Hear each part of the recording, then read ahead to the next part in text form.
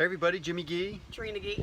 We're here at the Canton, East Sparta KOA near Canton, Ohio. We're going to be here through July 4th, right? The 5th. Yeah, we'll be leaving the 5th. So we'll be going around checking things out and getting back with you. Hello everybody, Jimmy. Trina. We're here at, where are we at? East Sparta KOA in Canton, Ohio. East Sparta KOA, I'm forgetting where we're at. Anyway, we're going to go around and show you everything around this park. What do you have for us so far? Well, we're going to start off with the sites at KOA. Okay. The incline and decline are roughly at a 22-degree slope. Yeah, to me, it reminds me of the ancient civilians. Look at them, not me. Well, I want to kind of interact with you. To me, it reminds me rather of ancient civilizations that used to carve farmland out of hills. So basically, all these individual sites look like they're flat, carved out of a hill. So you've got the, would you say 22.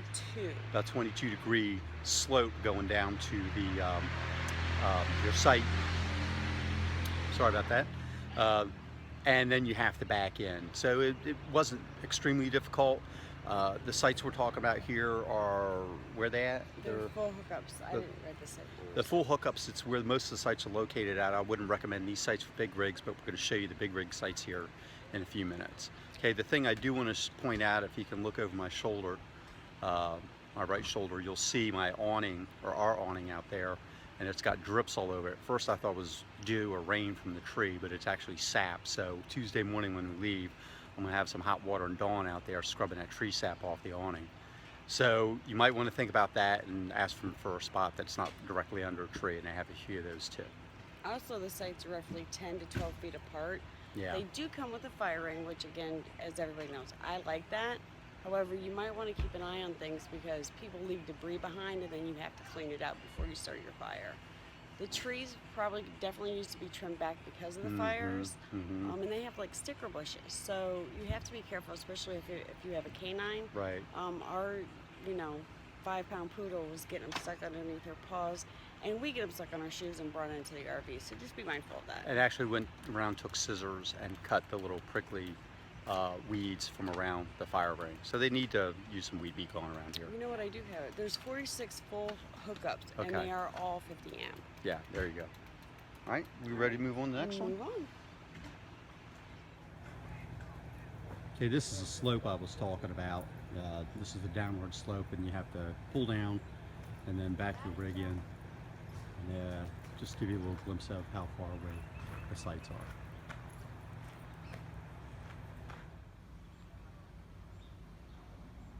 Here's another view of the slope for access to the campsites. Again, you come from the top and you go down, and then you back in.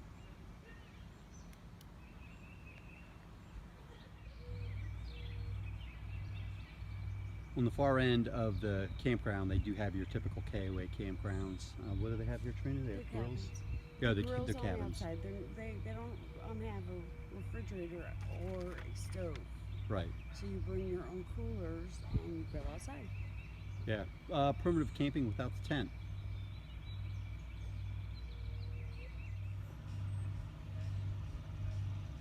You can see they have a fishing pond, a couple people enjoying some fishing on a Sunday morning. And they also have a pontoon boat out there. Don't know if that's a private boat or if that's part of the park. Fairly large lake. Here we are at the Canine Park, Camp Canine. It's a large area, it's behind us. The problem I have with this is it's right next to the water treatment facility. What do you think, Trina? It smells pretty bad. Yeah, it smells pretty bad. Down in this area is also the dumpster, your dump station, and freshwater fill. It's at the end of the cul-de-sac, and it's to the far end of the campground, so you're not going to get this odor while you're in the campground. At least we haven't got it yet. Also, the Canine Park is enclosed by gate. They also do have a shovel for, I would think, larger dogs. They do have poop bags and a trash can where you can dispose of that. So we don't do Canine Parks simply because they tend not to treat them, and it's a big thing about fleas. But Fleas, that's yeah. our preference. Yeah. I mean, you know, to each his own. This is the playground area. Lots of stuff for kids to do here, young kids. You see a slide in the background, big tires to climb all over, swing set. There's Little also jungle gym. benches for, you know, if you want to chill, I guess, and watch your child. There's also trash cans located, so be mindful of that. Pick up your trash.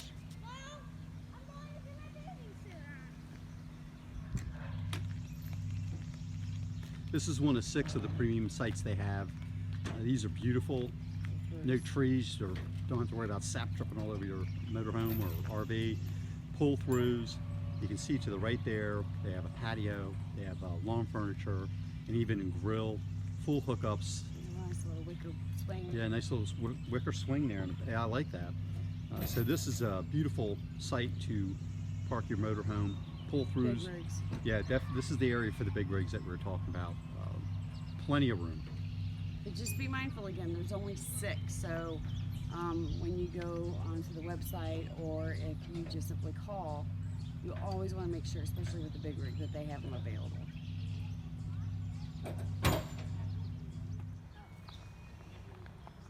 Here's some pull-through sites. These are pretty decent. Not really, well, they do have some big rigs. If you look there to the left, there's a nice trade winds diesel pusher over to the left. And how many of these they have? They're 9 and they're full hookup. 9 full hookups. Yeah, these are gorgeous. 50 amp. Okay, and I see they got the fire rings there. So lots of room here. I'd recommend these and the premium sites over the site we're at currently.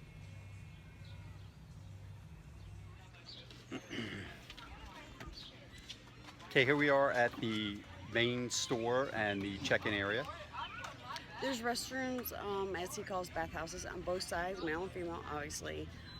We all know that he's the one that checks them out, but when I came up to do laundry this morning, I actually had a woman come out and say, "You've got to see the inside of this." And I'm like, I don't know, I could just think back in the day of the concrete, but she kind of persuaded me to walk in. One of the first things I looked at to see if there was hair in the sink, because that grosses me out. Very nice restrooms, they're clean. They have a flat screen TV in there.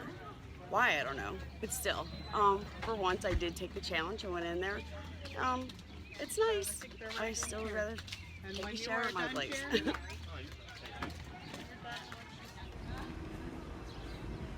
This is the primitive camping area, one of the primitive camping areas. It's located behind the main check-in area.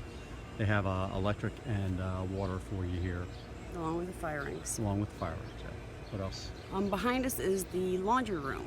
It is small. It has 5 washers that are $1.25 a piece. 3 dryers. 25 cents will get you about 10 minutes.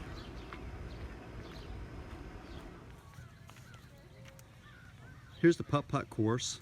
Western theme, as you can see. Very well maintained. Probably one of the best maintained putt-putt courses at a KOA I've seen. 18 holes. Gonna go inside and check the game room out for you.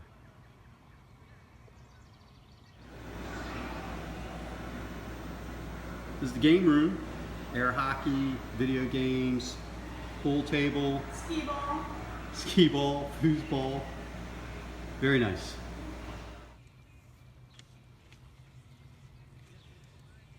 Here's a swimming pool area. They've got like a little splash bucket thing over there and a little waterfall, small area for kids.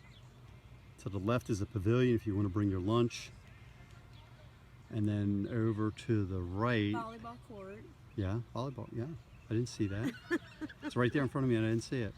And then to the right of the pool is another primitive camping area. Yesterday, the 2nd of July, this place was packed with people. Here's the pavilion area. They had karaoke here last night. Didn't come down here. You don't want to hear me sing. Great picnic shelter. They have a lot of activities down here. They had a pancake breakfast this morning, They did right? this morning. They had a pancake breakfast. I believe it is like maybe $7 for adults, $5 for children. You get Specific amount of sausage, say 3 pieces. But the pancakes are unlimited. And this is pretty cool over here. This looks like a hand-carved seesaw. Pretty big seesaw. I haven't tried that either. Hello everybody, how you doing? Jimmy Gee. Trinity. We're here spending our last day at the Canton, East Sparta KOA near Canton, Ohio. It's actually, what's the town it's actually located in? East Sparta. East Sparta. Okay, so that's why they call it the Canton, East Sparta KOA. So here we're wrap things up for you. Go ahead. There are 46 full hookups with 50 amp water, sewage, and cable, and Wi-Fi. However, Wi-Fi is very slow. Our children contact us via FaceTime, and they generally do that. That when they're talking to them on the phone. It's right. pretty funny. Let's see. Roughly 20 sites with water and electric only. There are 23 tent sites, primitive camping, obviously. They have camping cottages, country cottages, and camping cabins. Honestly, I mean, we stopped by a few of them and we took a little bit of video. If you want to get a better idea, I suggest the website. The town of Canton is actually not that far away. It's about 15 minutes away. So what else we got?